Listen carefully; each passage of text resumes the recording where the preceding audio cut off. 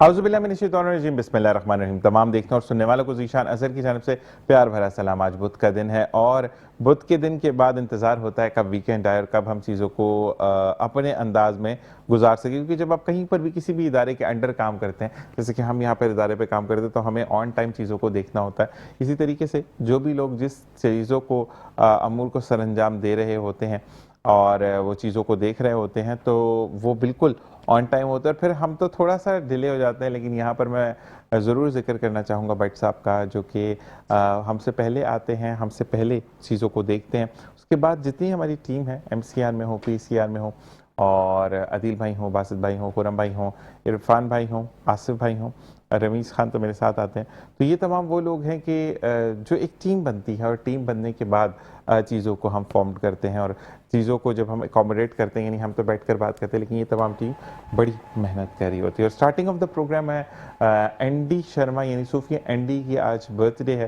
तो ND भाई, आपको बहुत बहुत आपका जन्मदिन मुबारक हो और आप इसी तरीके से तरक्की करते जाएँ। और ND भाई के साथ लास्ट ईयर बड़ा अच्छा तमाम सिलसिला रहा और तमाम चीज़ों को बहुत अच्छे से उन्होंने अकोमोडेट किया।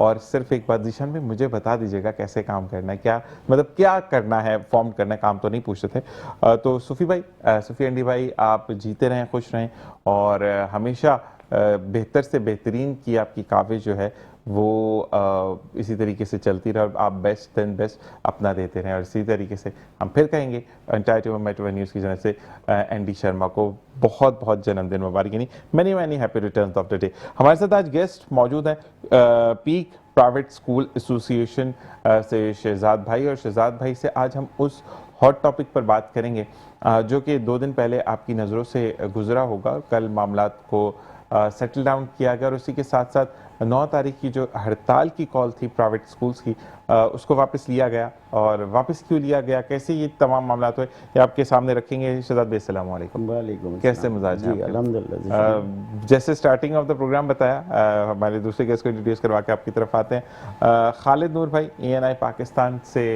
ताल्लुक़ रखते हैं और इन्होंने भी आते साथ यही सवाल किया, जब आप एक ज़िम्मेदार शहरी होते हैं, जब आप एक ज़िम्मेदार पार्टी के रुकन होते हैं या कारकुन होते हैं, तो आपको वो चीज़ें जो हैं देखनी होती है कि क्या सूरत हाल है शहर की या क्या सूरत हाल है मुल्क की। अस्सलाम वालेकुम वरहमतुल्लाह। वालेकुम अस्सलाम वरहमतुल्लाहि वबरकातुहू। कैसे मिजाज है? अल्हम्दुलिल्लाह, आप ठीक है ज़ीशान भाई? अल्लाह का बहुत करम है और बहुत बहुत शुक्रिया आप दोनों का तशरीफ़ लाने का। शहजाद भाई, सबसे पहले पहला सवाल, 10% फ्री शिप क्या है और ये एंटी करप्शन वाले तहकीकात इसकी क्यों कर रहे हैं, क्या मसले मसाइल हैं और क्यों एंटी करप्शन भी स्कूलों की तरफ रुख कर रहा है? जी ज़ीशान, दरअसल पहले तो मैं जैसे हमेशा से कहता हूँ कि आइन के मुताबिक तो 5 साल से 15 साल तक के बच्चों को वो गवर्नमेंट का काम होता है एजुकेशन देना। उसके बाद 18वीं तरमीम सूबों के पास आ गई, उसमें फिर एक एक्ट हुआ 13A का, जिसके तहत जब स्कूल जो प्राइवेट बॉडीज़ कायम हुई तो उनके लिए ये रखा गया कि वो उन स्टूडेंट्स को जो मुस्तहिक हैं वो 10% उन्हें अकोमोडेट करेंगे। मतलब ये एक फलाह के लिए काम था कौम की। उसके बाद ये हुआ कि कहते हैं ये सिलसिला आगे चलता रहा और अल्हम्दुलिल्लाह मुद्दतों से स्कूल जो हैं वो फ्री शिप दे रहे हैं, जिसके अगेंस्ट गवर्नमेंट ने स्कूलों को फैसिलिटेट करना था, उन्हें जो है वो कुछ मतलब स्कूल में मदद करनी थी प्राइवेट्स की, इसके अगेंस्ट। लेकिन ऐसा कभी कुछ नहीं हुआ और हमने डिमांड भी नहीं रखी कभी गवर्नमेंट से। लेकिन उसके बाद अब पिछले दिनों ये तय हुआ कि सक्कर बेंच में एक केस गया जो कि इसका नहीं था, किसी और सिलसिले में था, लेकिन जज साहब में मोहतरम अदालत है, कोई फ़ैसला ले सकती है, तो उन्होंने मतलब जो है वो इदारे को बुलाया, पहले इदारे से इन्वेस्टिगेट किया, उसके बाद इदारे की इन्वेस्टिगेशन के लिए एंटी करप्शन को कह दिया गया जो कि रेगुलेटरी इदारा होता है। तो ये 18वीं तरमीम के बाद बिल्कुल अलग है, मतलब इसमें किसी दूसरी मॉनिटरिंग के लिए भी इदारा मौजूद है और तमाम चीज़ों को देखता है। तो उसकी तहकीक के लिए चंद स्कूलों के नामों के साथ एक लिस्ट फराम की गई कि आप इनकी वेरिफिकेशन करें। लेकिन आपको जैसे इदारे के नाम से पता चलता है कि वो जब एंटी करप्शन का नाम आता है या पुलिस का नाम आता है तो वहाँ तस्दीक नहीं हो रही होती, वहाँ पे इंट्रोगेशन शुरू हो जाती है। तो वही यहाँ हुआ। अब एक स्कूल जो है ज़ीशान, वो एक ऐसी जगह है जो पूरी दुनिया में तालीम का एक कॉन्सेप्ट है, उसके लिए तो बड़ा एहतराम का दर्जा रखा जाता है कि बहुत सारे ममालिक में तो ऐसा है कि अगर टीचर अदालत में चला जाए तो जज समेत तमाम लोग खड़े हो जाते हैं। लेकिन बदकिस्मती से हमारे यहाँ हमेशा मैं कहता हूँ कि मोहसिनों के साथ ही जो है वो उन्हीं को रोन डालने की कोशिश की जाती है। तो बिल्कुल यहाँ पे भी ऐसी हुआ कि उनके उस फैसले के मुताबिक वो उन्हें सिर्फ तस्दीक करनी थी कि ये बच्चे वो फ्री शिप में हैं या नहीं हैं, लेकिन उन्होंने तहकीकात शुरू कर दी, जिससे अगर आपको मैं वीडियोस और पेरेंट्स को जिस तरीके से उन्होंने सिलसिला शुरू किया, हमारा मज़हब कहता है कि अगर सदका दो तो एक हाथ से दो, दूसरे हाथ को पता न चले। इतनी दिहाइयों से जो बच्चे हम फ्री शिप में पढ़ा रहे हैं, बराबर वाले बच्चे को भी नहीं मालूम होता कि ये बच्चा जो है वो फ्री ऑफ कॉस्ट है, इसकी कोई फ़ीस नहीं ली जा रही। पेरेंट्स बाइज़्ज़त तरीके से अपने बच्चों को स्कूल भेजते हैं और तमाम लोगों को ये होता है कि ये बच्चे भी जा रहे हैं और ये भी वही फ़ीस पे कर रहे होंगे। इस अमल से ये हुआ कि वो तमाम लोग जो बेचारे अपनी उसको कवर कर रहे थे, उसको पोशीदा रखने की कोशिश कर रहे थे, वो सबके सामने आ गए कि उनसे वीडियो बनवाए गए। उनके साथ बिल्कुल एक जैसे मुजरिम होता है वो मकसद कहते हैं सिलसिला शुरू हुआ। यानी कि इवन यहाँ तक कि एक बेवा से कहा गया कि तुम बेवा हो तो जाओ अपने उसका शौहर का डेथ सर्टिफिकेट लाओ कि तुम वो कर सकती हो, पे कर सकती हो या नहीं कर सकती। तो ये जब सिलसिला शुरू हुआ ज़ीशान, तो जब तक स्कूलों की बात थी तो स्कूल ने तो पहले ही तमाम दसियों दफ़ा जो है वो वहाँ पे जमा करा चुके हैं। वो ये तमाम फ्री शिप के डॉक्यूमेंट जमा होते हैं, उसी के बाद रजिस्ट्रेशन जो है वो इशू होती है किसी भी स्कूल को। तो ये मामला तो स्कूलों तक आने ही नहीं चाहिए था, यहाँ पे बिल्कुल भी इस पर कोई बात नहीं होनी चाहिए थी। लेकिन मौजूद अदालत ने जब ये हुक्म दे दिया तो लाजिमत है, हमारे यहाँ शाह से ज़्यादा शाह के वफादार होते हैं। जज साहब का कहने का जो माइंड था वो एक कुछ अलग था, इसको जो लिया गया वो बिल्कुल इदारे ने अलग तरीके से उसे लिया और फिर वो एक सिलसिला सिंध भर में जो है वो शुरू कर दिया गया कि वो स्कूलों में जाके और पेरेंट्स को बुलाना और टीचर्स को और स्टाफ को, जो इंतज़ामी स्टाफ होता है, उसे हरासा करना। ये तकलीफ़ दे अमल था जिसकी वजह से मजबूरन फिर हम लोग तमाम एसोसिएशन को आना पड़ा। ग्रैंड अलायंस की पूरी तमाम सिंध भर की एसोसिएशन ग्रैंड अलायंस एक तमाम ने मिलकर बनाई है, जो तमाम जो बड़े मामलात होते हैं उन पर अल्हम्दुलिल्लाह तमाम एक साथ बैठकर और फिर उस पर बात करते हैं।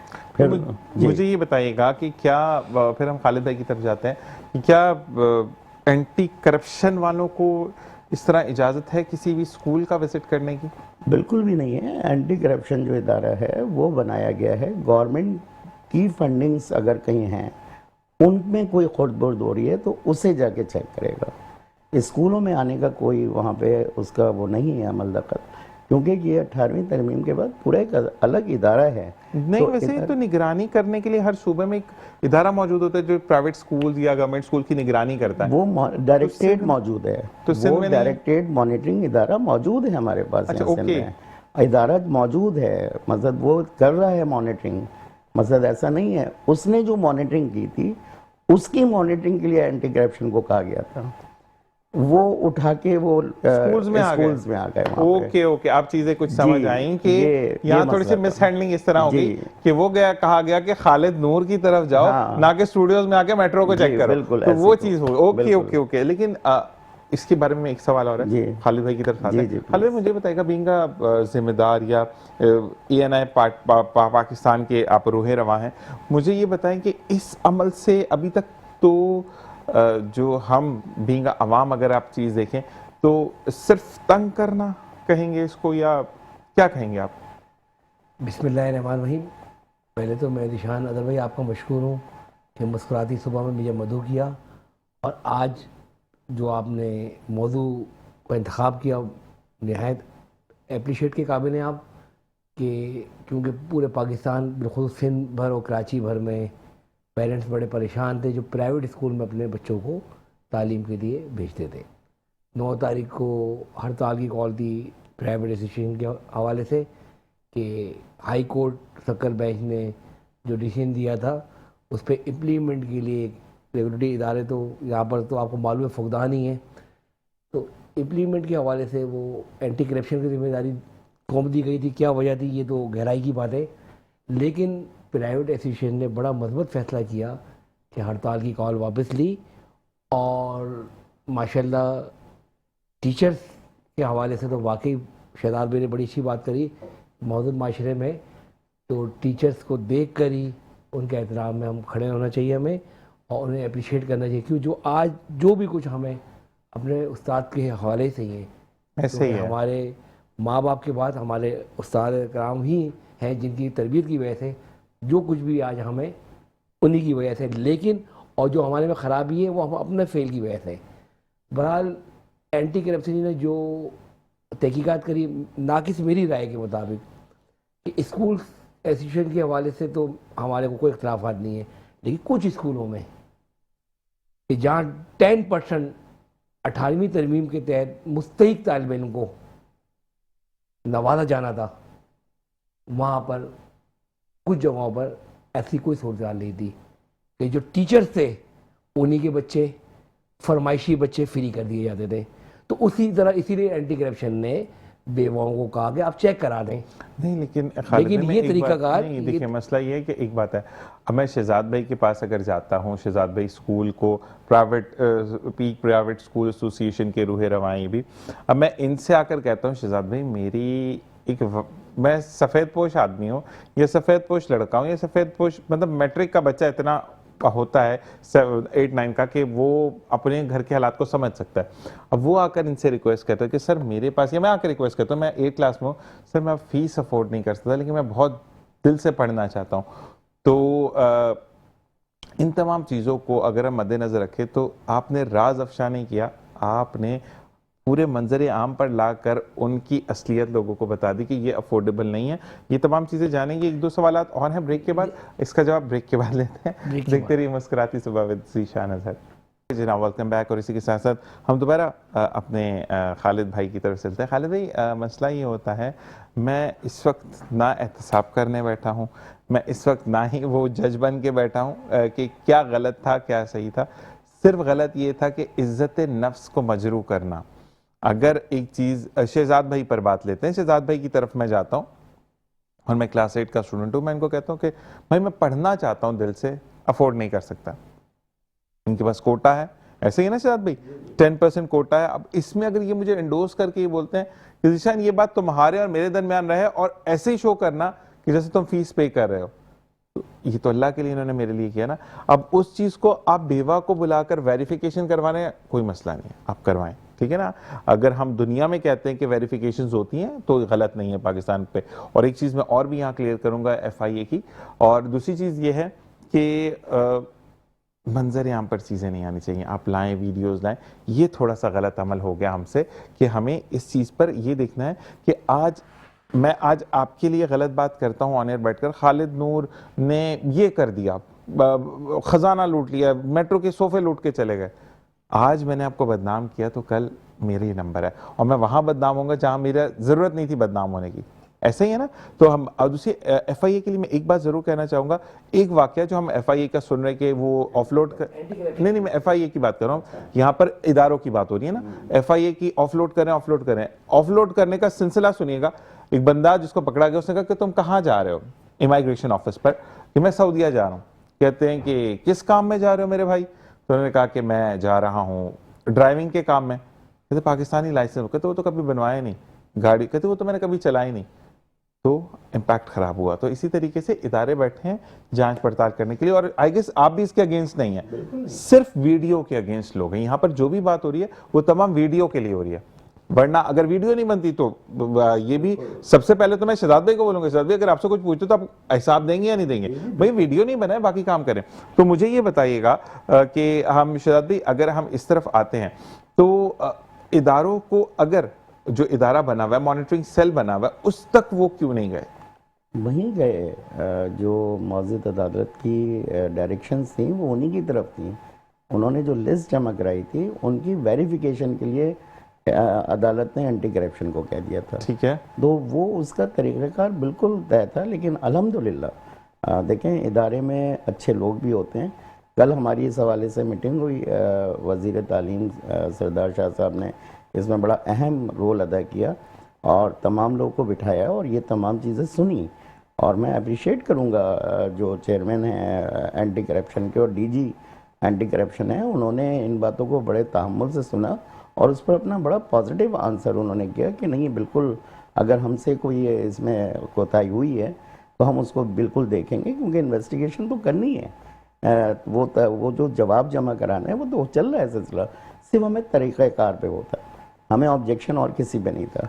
इसमें वज़ीर तालीम को बहुत मसद अप्रिशिएट करूँगा कि उनका एक जुमला कल बड़ा अच्छा लगा। उन्होंने कहा कि पहले ही इतने बच्चे हमसे, जो उन्होंने कहा कि मतलब पहले ही इतने बच्चे जो है वो स्कूल से बाहर हैं, हम एक दिन भी जो है वो स्कूल को बंद करके अपना नुकसान नहीं कर सकते। तो इस वजह से हमने उस वक्त फ़ौरन से फिर ये फ़ैसला किया कि हम इस जो 9 जनवरी की हड़ताल का हमने ऐलान किया था और आज 8 तारीख को यौम सियाह का ऐलान किया था, उसको हमने ख़त्म कर दिया। यहाँ पर ये मैं आप लोगों के लिए भी कहूंगा कि बहुत अच्छा आपका फैसला था कि आप लोग अपनी बात पर डटे नहीं रहे। एक बार जब आपके साथ चीजों को किया, अगर मैं आपकी वीडियो के बारे में बात करूंगा कि आपने कल आना था, ऐसा ही था शहजाद भाई? क्योंकि हम कोई प्लान बात तो करते नहीं है। शहजाद भाई ने खालिद भाई कल आना था। अच्छा, कल की जो गुज़िश्ता उससे पहले देता मैंने इनकी वीडियोस देखी। मैंने रमीज़ भाई को कहा कि रमीज़ भाई शहजाद भाई नहीं आएंगे, कहते क्यों? मैंने कहा ये देखिए वीडियो, वो इन चीज़ों को सॉर्ट आउट करने में लगे और अब सॉर्ट आउट हुआ तो आप रिलैक्स बैठे हैं। अच्छा, मुझे ये बताइएगा कि जो प्रेस कॉन्फ्रेंस होनी थी, बहुत लोग ये कह रहे हैं कि एसोसिएशन और सरकारी इदारों में कोई गठजोड़ हो जाएगा, क्या मामला है ये? ज़ीशान, देखिए हम मिनाज़िल कौम इस वक्त उन चीज़ों की तरफ चले गए हैं कि हम अच्छाइयों की तरफ नहीं जाते, हम हमेशा बुराइयों की तरफ से शुरू करते हैं। आप ये देखिए कि इस वक्त कोई वो मोहतरम जज से लेके और कहीं नीचे किसी क्लर्क तक के अगर आप बच्चों को उठा लें, उनके बच्चों को, तो सबकी ख्वाहिश है कि वो प्राइवेट में पढ़ें और प्राइवेट अपनी ईमानदारी से उन बच्चों को पढ़ाने की कोशिश कर रहे हैं। लेकिन लाजिम बात है, जब गवर्नमेंट के काम को एक प्राइवेट इंस्टीट्यूट संभालेगा तो उसके अखराजात हैं, तो कोई गवर्नमेंट उनको पे नहीं कर रही कि हमें कोई गवर्नमेंट सपोर्ट कर रही है। वो स्कूल के ही तमाम जो फीस जमा होती है उनसे वो तमाम मामला सैलरी के हैं और दीगर मसाइल हैं। आप देखिए हर चीज़ में जो है वो बहुत तेज़ी से इजाफा होता है। स्कूल की वो फीस है जिसमें सिर्फ 5% सालाना इजाफा है, जबकि 40% तक हमारा रेट इन्फ्लेशन का गया।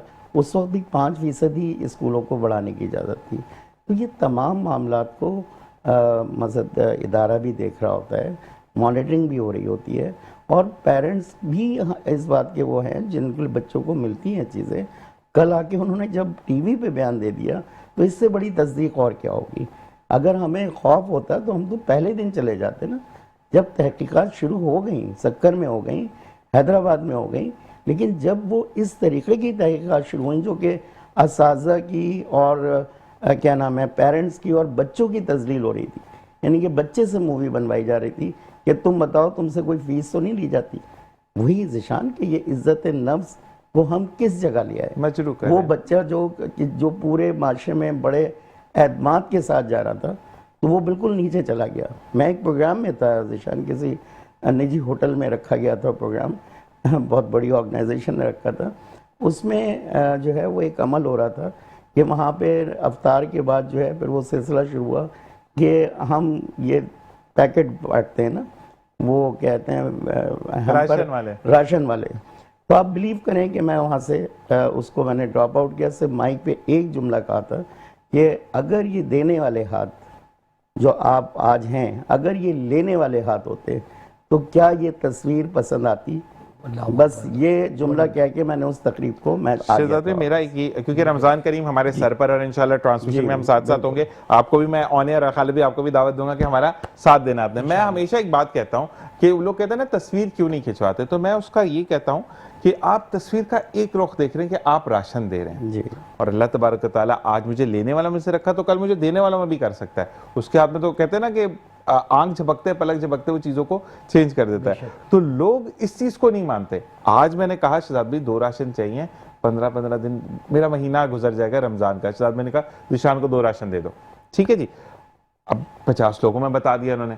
अब 50 लोगों में से अगले साल अल्लाह ताला ने मुझे तौफीक दी, मैंने कहा कि 10 राशन मेरी तरफ से, तो लोगों ने क्या कहना है, अल्लाह ने नहीं दिया, हराम का होगा, हलाल तो हो ही नहीं सकता, पिछली दफा तो भीख मांग रहा था, इस दफा तो लोगों की तनकीद जो है ना, मैं भी इसी के खिलाफ, मैं हमेशा ही कहता हूं आप यहां पर आकर उस तरफ सिम्त में जो बांटना है वो बांटे, मोबाइल पे मूवी नहीं बनाने दूंगा। बिल्कुल, बिल्कुल। क्यों? क्योंकि कल रोजा क़यामत अल्लाह ताला मुझसे भी पूछेगा ना, तो इस बारे में आप क्या कहेंगे खालिद भाई? जो कि मैंने यकीन करें कि काफी दफा होता है आपको स्ट्रांग होकर काम करना पड़ता है।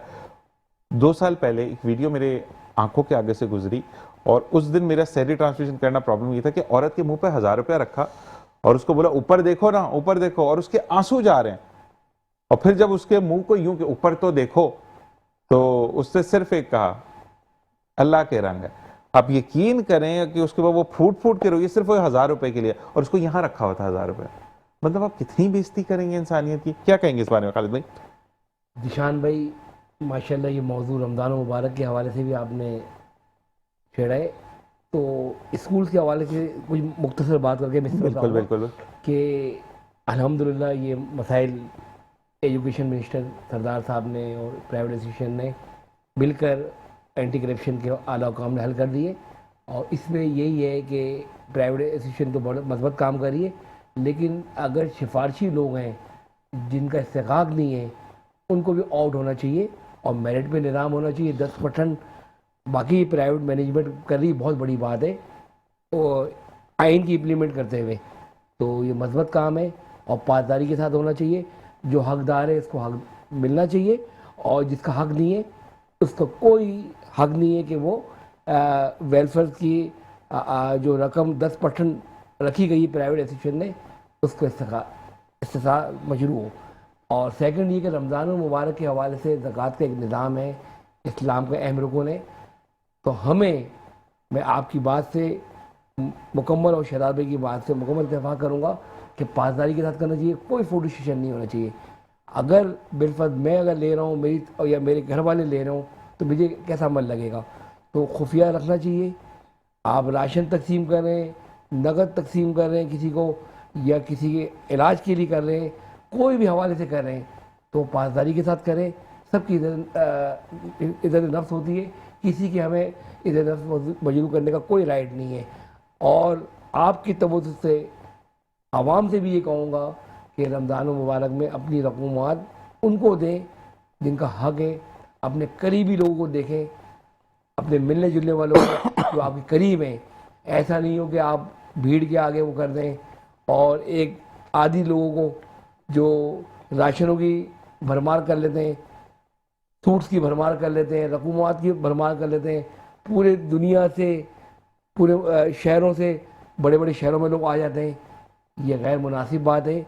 हमें खुद अपने रिवाज को ख़त्म करना पड़ेगा और हकदार को हक मिलना चाहिए। बिल्कुल ऐसे इसी में हम सबकी बेहतरी है। खालिद भाई, और ख़ास तौर पे जो बीमार लोग हैं, जी जी, जो परेशान हैं, इलाज के लिए वो सहूलतें जिनके पास कम हैं, उनको आप देखें, तालीम के लिए देखें, आप किसी के बिल्स हैं, आप इस तरीके से काम घर करें। का किराया है, घर का किराया इस तरह का काम हो, पासदारी के साथ। अच्छा किसी खालिद के भाई, इधर उधर एक बात ना हो। यहाँ पर ना, हमारे यहाँ पर फिर बच्चे की तरफ जाएंगे, ब्रेक की तरफ जाना है हमें, कि हम उन लोगों को देखते हैं या उन लोगों की मदद करते हैं जहाँ पे हमारा नाम हो। आपको मैं हमेशा चैनल पर एक बात कहता हूं कि अगर आपने इस नियत से काम किया, शहजाद भाई ने इस नियत से मेरी मदद की कि निशान की फीस में देता हूं, निशान सब में नाम करेगा, तो फिर आखिरत में कोई अजर नहीं है। मैं किसी की मदद करता हूं और इस बात में 10 लोग मुझे देखें, तो पजीराई तो मैंने ले ली, सवाब का तो हकदार मैं हूं ही नहीं। आपने जो भी करना है अपने अल्लाह रब्बुल आलमीन की रज़ा के लिए करना है, किसी बिल्कुल पे ऐसे ही। एहसान नहीं करना है। बिल्कुल ऐसे ही है। और अगर आपको जो भी रज़ा कराना तौर पर देना है तो अल्लाह की रज़ा के लिए। और अगर आपने ये कहा कि मेरा नाम होगा, ये मैं तो इस पर वो करूँगा कि भाई मैंने एहसान कर दिया आप पर, ये तमाम बातें गैर मुनासिब हैं। ये तरीक़ाकार तर्क करना पड़ेगा, नहीं तो आपकी कोई नेकी कबूल नहीं होगी। ऐसे ही है। और फिर अल्लाह रब्बुल आलमीन ही बेहतर जानता है। बिल्कुल। और हमेशा शुक्र अदा करें कि अल्लाह रब्बुल आलमीन ने आपको देने वाला बनाया है। काश अगर खुदा न खास्ता हम लेने वाले होते, वो भी तो हमारी तरह इंसान है ना। मैं बिल्कुल, लेकिन हमें बिल्कुल जी, हम ब्रेक की एक तरफ जा रहे दूसरे हैं। का एहतराम ज़रूरी है। बिल्कुल। और दूसरी चीज़ है कि हम जो है नात की तरफ चलेंगे, लेकिन एक बात कि माशाअल्लाह। आपको सिंपल मैं एक मिसाल दूंगा कि आपने देखा होगा कि जितने भी इदारे जो खाना खिला रहे हैं, वहाँ पे लाइन लगाकर जो मर्द हजरात खड़े होते हैं, कब किसी की नज़रें नीची होती हैं, कोई किस तरीके से खड़ा होता है, उसमें हम भी खड़े हो सकते थे। तो अल्लाह तबारक ताला का ये एहसान है कि हमें घर पर बैठकर वो रिज़्क दे रहा है। शुक्र अल्हम्दुलिल्लाह। सैयद फसीउल्लाह ने हमें ज्वाइन इन किया है। फसीउल्लाह, सबसे पहले तो आप माइक को प्लेस करिए हाथ में, आपको खुशामदीद कहेंगे और बिल्कुल माइक ऑन है, कलाम शुरू कीजिए और इसी के साथ हम ब्रेक पर जाएंगे, वापस आएंगे, मजीद बात करेंगे।